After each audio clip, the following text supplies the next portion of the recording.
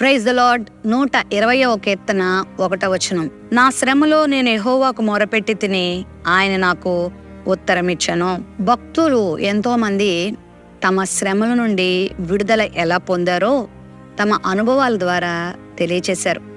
చాలా మంది శ్రమ కలిగినప్పుడు ఎవరైనా ఆశ్రయిస్తే మా శ్రమలు పోతాయి, మా కష్టాల నుంచి మేము విడుదల పొందుతామని పెద్దవారినో గొప్పవారినో అధికారులనో లోకాన్నో డబ్బునో ఖ్యాతినో దేనినో ఆశ్రయిస్తూ ఉంటారు. అయితే దేవుని బిడ్డలు శ్రమల నుండి చాలా సునాయాసంగా బయటకొచ్చారు. చాలా అద్భుతమైన రీతిలో వారు విడుదల పొందారు.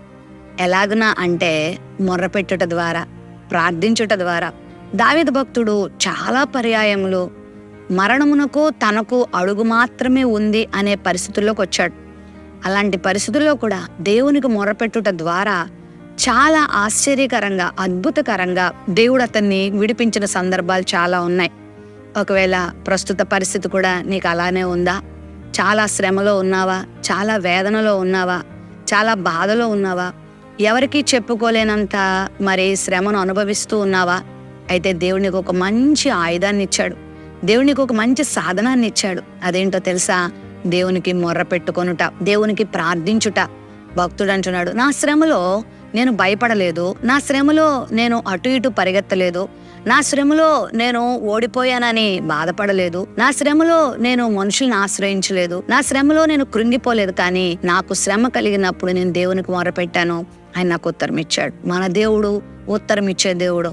నువ్వెంతటి శ్రమలో ఉన్నా, నువ్వెంతటి వేదనలో ఉన్నా ప్రభు దగ్గరకు వచ్చి నువ్వు ప్రార్థించుకున్నప్పుడు, మొరపెట్టుకున్నప్పుడు ఖచ్చితంగా ఆయన నీకు విడుదలిస్తాడు. ఖచ్చితంగా దేవుడు నిన్ను విడిపించి నిన్ను గొప్ప చేస్తాడు.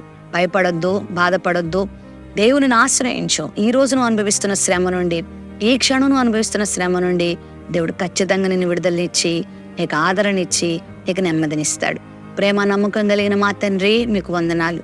మా శ్రమలో మేము నీకు మొరపెట్టినప్పుడు నువ్వు ఉత్తరం ఇచ్చే దేవుడు అయినా.